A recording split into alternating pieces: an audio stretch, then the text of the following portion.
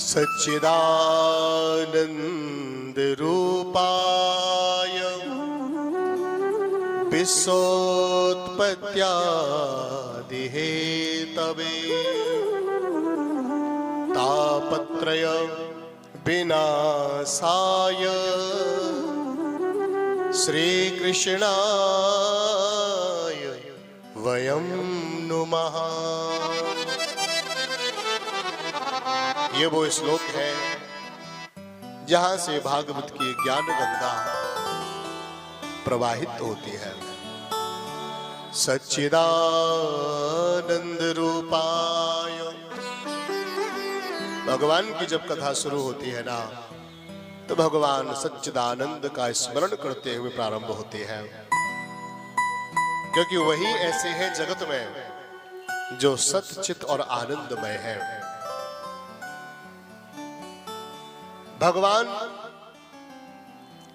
के पास में ये विशेष उपाधियां हैं, वो सत स्वरूप है।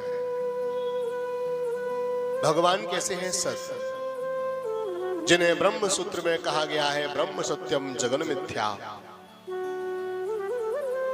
शास्त्र कहते हैं कि ब्रह्म सत्य है, जगत मिथ्या है। जगत का मिथ्यात्व क्या है?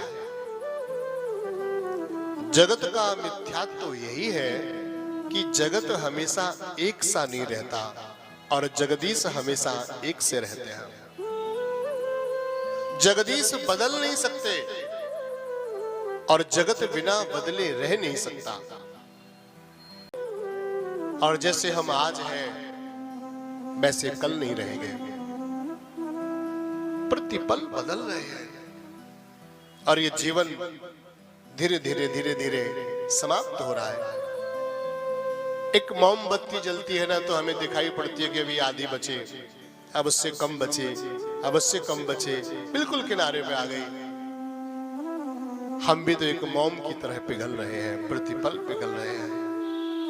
ये मोमबत्ती बुझे, ये दीपक बुझे, ये जीव रूपी दीपक बुझे, इससे पहले ये दीप ज्योति उस परमात्मा ज्योति के चरणों में विलीन हो जाए। ये दीप बुझने से पहले प्रभु के चरणों को समर्पित हो जाए, तो ये जीव का जीवन भी धन्य है। तो हमारा उद्देश्य होना चाहिए भगवत चरणारविंद। भगवान सत्स्वरूप है, सच्चिदानंद रूपाय। भगवान सत्य है और जगत मिथ्या है, क्योंकि जगत में रिश्ते भी बदल जाते हैं, नाते भी बदल जाते हैं, लोग भी बदल जाते हैं, जीवन की स्थितियां बदल जाती हैं, परिस्थितियां बदल जाती हैं। कभी हम बच्चे होते हैं तो कभी जवान हो जाते हैं, कभी बूढ़े हो जाते हैं। हम वही रहते हैं, लेकिन ये शरीर प्रतिपल बदलता रहता है। लेकिन जो शरीर के अंदर शरीरी है, जिसे गीता में क्षेत्र के अंदर क्षेत्रज्ञ कहा गया है, तो वो जो जीव है ना, वो परमात्मा का अंश है, वो परमात्मा का पुत्र है। वो उस अनंत से प्रकट हुआ है और एक दिन उस अनंत में समा जाएगा। जैसे गंगा सागर में समा जाती है, वैसे ही ये जीव भी एक दिन प्रभु के चरणार बिंदों में समा जाता है। बोलिए सतगुरुदेव भगवान की जय।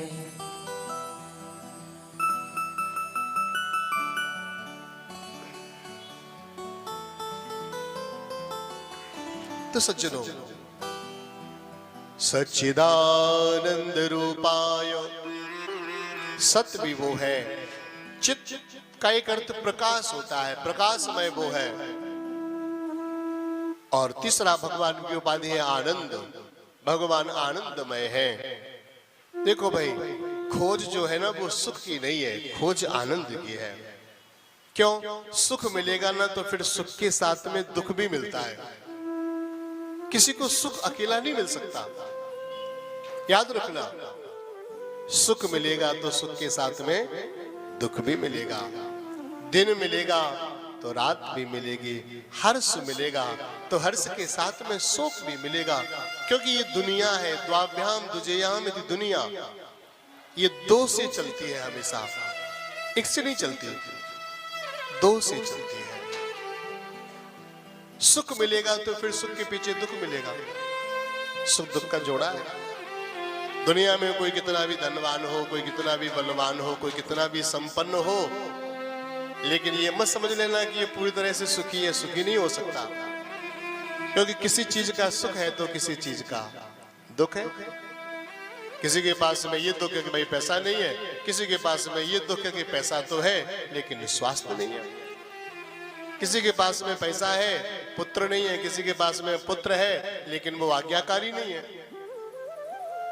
पर बहुत सारी सुख दुख का ही जोड़ा है। आनंद मिल जाए ना तो आनंद तो फिर आनंद ही है, माने मौज ही है। वो मौज जो फकीरों को मिलती है, वो मौज जो संतों को मिलती है, जो भगवत भक्तों को प्राप्त होती है, वो कभी मिटती नहीं है। पैसा आवे तो भी वो यूं ही है, पैसा जावे तो भी वो वही है। बीमार भी हो जाए तो भी उसकी अपनी मौज है फकीर की, स्वस्थ भी हो तो भी वो मौज में है, क्योंकि वो उस अनंत में खो गया। उसका रोम रोम पुलकित हो जाता है। तो आनंद कंद है भगवान श्री कृष्ण, आनंद कंद है भगवान श्री राम। इनके चरणार बिंदों में प्रेम हो जाए, हम भगवान की भक्ति करने लग जाएं और हमको भगवान अच्छे लगने लग जाए, हमको भगवान अपने लगने लग जाए। जैसे पैसा हमको अपना लगता है, घर हमको अपना लगता है, बेटा हमको अपना लगता है, बेटी हमको अपनी लगती है ना, बस ऐसे ही भगवान हमको अपने लगने लग जाए। जितना प्यार बेटी से करते हो, जितना प्यार घर से करते हो, जितना प्यार बेटी से करते हो, इतना ही प्यार बिहारी जी से करने लग जाओ। बेटा दूर चला जाता है ना तो माँ को नींद नहीं आती रात को। माँ कुछ बनाती है ना तो बेटे की याद आ जाती है, बेटा होता तो मैं उसे खिलाती। बेटी ससुराल चली जाती है ना तो माँ को याद आती है, पिता को याद आती है, भाई को बहन याद आती है। तो बस इतना ही प्यार हमारा प्रभु से हो जाए। हम वृंदावन से लौट करके आते हैं ना तो आंखों में आंसू भरते हैं ना, और फिर कहते हैं बिहारी जी फिर बुलाना। यही तो प्यार है, यही तो होना चाहिए। बस इतना ही प्यार हो जाए, जितना प्यार हम जगत से करते हैं इतना ही प्यार गोविंद से करने लग जाए, जगदीश से करने लग जाए, बेड़ा पार है। गोस्वामी तुलसीदास जी महाराज से रत्नाबाई ने यही तो कहा था, मेरे स्वामी ये हाड़ मांस का शरीर है, इससे आप इतना प्यार करते हो। इतना ही प्रेम उस परमात्मा से किया होता तो आपका बेड़ा भव से पार हो जाता।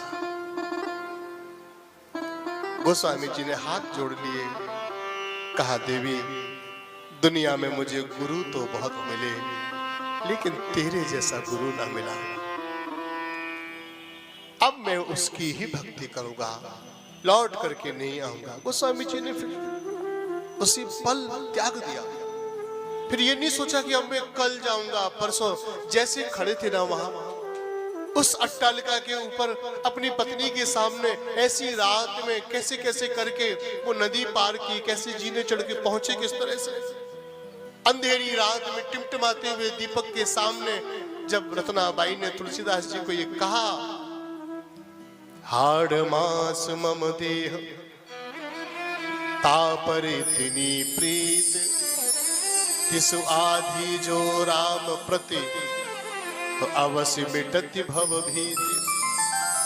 मेरे शरीर से जो हाड़ मांस का शरीर है, जिसमें कोई भी सौंदर्य नहीं है, जिसमें कोई भी आनंद नहीं है, ये शरीर महाराज ऐसा है, ये शरीर अगर जरा सी भी त्वचा हट जाए ना तो दिखते नहीं बनता है शरीर। राम जी तो कितने सुंदर हैं, वो तो दिव्य है, दिव्याति दिव्य है। उनसे नहीं प्रेम किया, भगवान बिहारी जी से प्रेम नहीं किया। गोस्वामी जी ने उसी पल हाथ जोड़े और चल दिए। कहते हैं गोस्वामी जी के साले को पता चला कि पूज्य गोसाई जी तो रूट करके जा रहे हैं, बहुत पीछे पीछे दौड़ा, लेकिन वो तो उसी पल नदी में छलांग मार के, दो छलांग ऐसे दो हाथ मारे उस पार चले गए, फिर कभी नहीं लौटे, क्योंकि घटना घट चुकी थी। जब तक हम सोचते हैं ना तब तक कुछ नहीं होता, और जिस पल वो सोच लेता है उस पल घटना घट जाती है, जीवन बदल जाता है। तो आनंद की खोज है और आनंद के सागर में डुबोने वाली श्रीमद् भागवत कथा है। इसको सुनना है, इसको समझना है, हृदयंगम करना है और भगवान को अपने मन में बसाना है। तो तापत्रय विनाशाय, जो भगवान की पावन कथा सुनता है, जो भगवान का ध्यान करता है, उसके अनंत जन्मों के पाप ताप संताप सब समाप्त हो जाते हैं। श्री कृष्ण।